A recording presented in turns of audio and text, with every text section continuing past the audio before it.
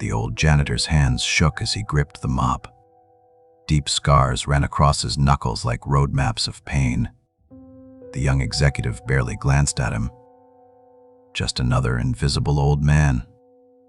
Another nobody cleaning up their mess.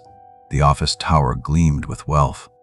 Marble floors reflected expensive suits and designer shoes. The janitor moved slowly between them. His uniform hung loose on his thin frame. Those scarred hands pushed the bucket forward. One careful step at a time. "Watch where you're going, old man." The executive's voice cut sharp. His coffee had spilled. 3 drops on Italian leather. "Do you know how much these shoes cost? More than you make in a month." Others stopped to watch. Some smirked. Others looked away. The janitor said nothing. He reached for his cloth. His hands trembled slightly.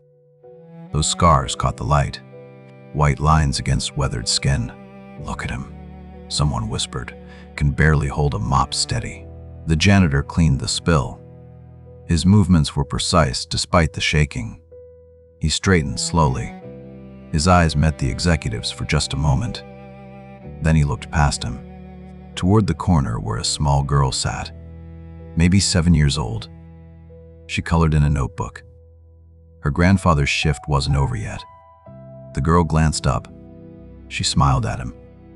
Pure trust in her eyes. He smiled back. That same gentle expression he always wore. Love and exhaustion mixed together.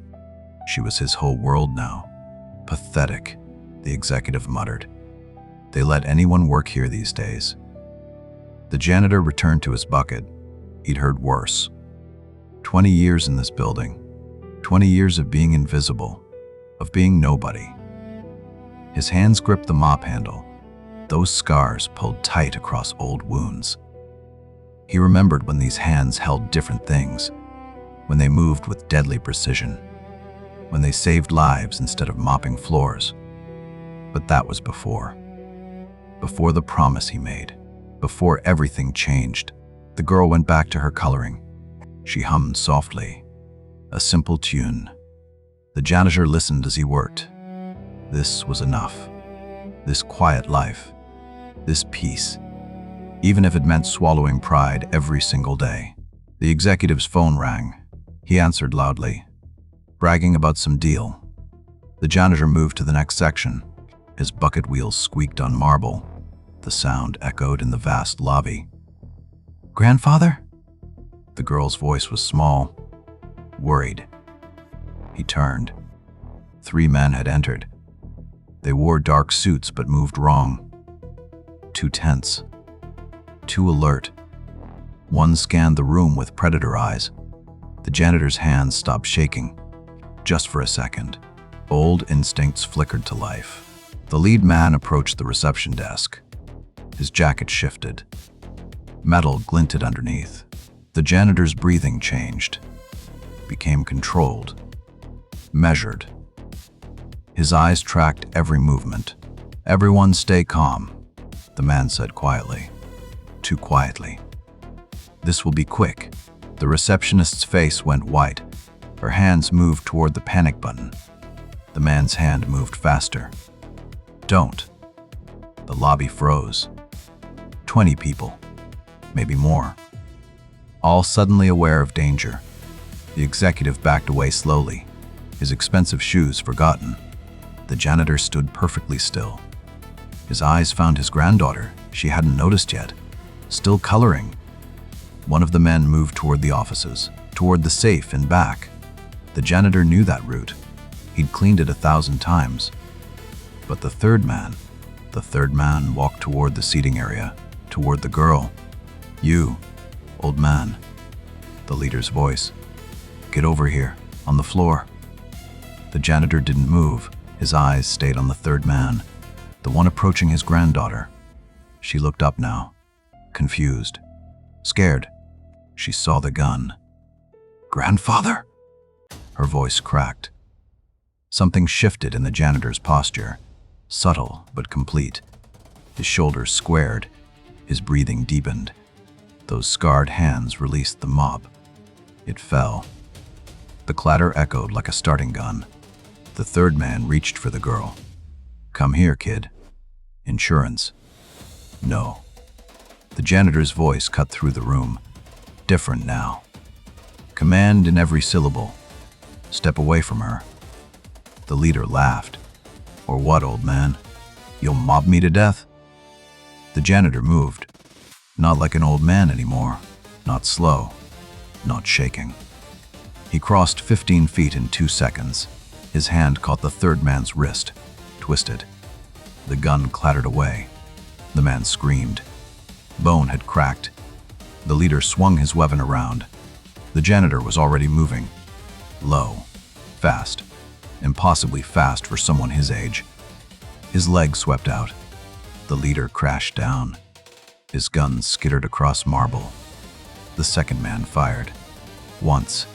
The bullet sparked off metal. The janitor had rolled. "Come up behind a pillar," the girl screamed. The janitor's eyes found her. "Close your eyes, sweetheart. Count to 10. His voice was gentle, calm, like he was tucking her into bed, not fighting for their lives. The second man advanced. The janitor stepped out, hands up, empty, scarred palms facing forward. "You don't want this fight. You're just an old janitor." But the man's voice wavered. "No." The executive spoke. He'd seen something, recognized something in those movements. "Oh God. Those scars. That speed. You're not a janitor." The janitor's eyes never left the gunman. "I was a lot of things. Before." The second man's hand shook. The janitor moved again. Faster than thought. His scarred hand struck. Precise. Controlled. The gun fell. The man followed.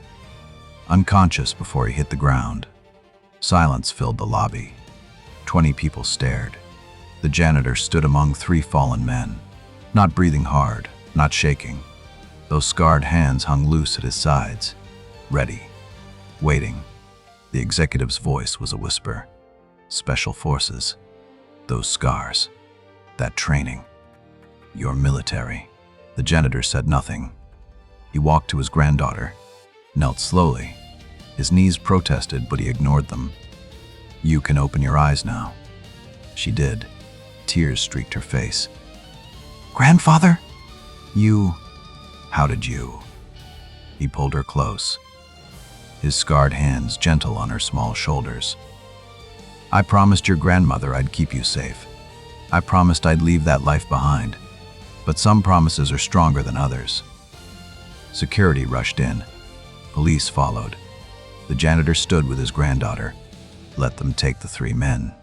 Let them ask questions. His hands found the mop again, started to clean.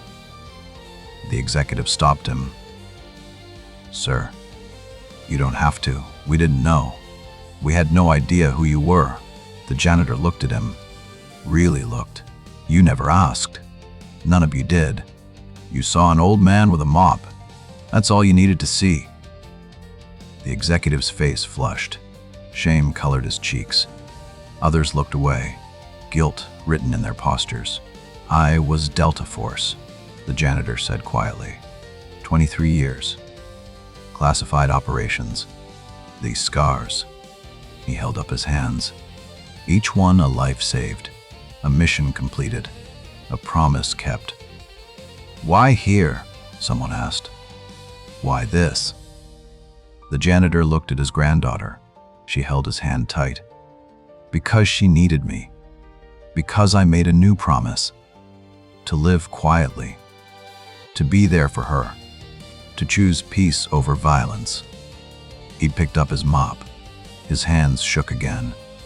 Just a little. Age returning. The moment passing. "I'm still just a janitor. That part is real too.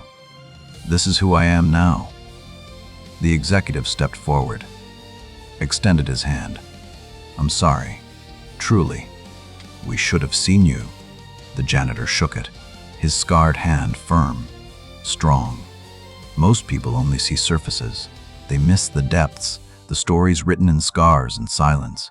the heroes hiding in plain sight. The girl tugged his sleeve. "Can we go home, grandfather?" He smiled, that same gentle smile, full of love. "Yes, sweetheart, my shift is over."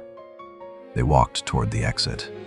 The old janitor and his granddaughter, his hand on her shoulder, protective, eternal. Behind them, the lobby remained silent. 20 people watching, finally seeing. The executive looked at his expensive shoes, the tiny coffee stain. It seemed so small now, so meaningless. He thought about the hands that had cleaned it, the scars they carried, the stories they held. Everyone has a story. Every person you pass, every face you ignore. They carry histories you cannot imagine. Battles fought, promises kept, love that transcends everything else. We see only surfaces. We judge only appearances. But beneath every uniform, every wrinkled face, every scarred hand, there beats a heart that has known things we cannot fathom. Look deeper. Ask questions. Show respect. Because the hero you dismissed today might be the only one standing between you and darkness tomorrow. The janitor taught them that. With his scarred hands and his quiet love. With his choice to be both warrior and grandfather. Both protector and invisible man. He taught them to see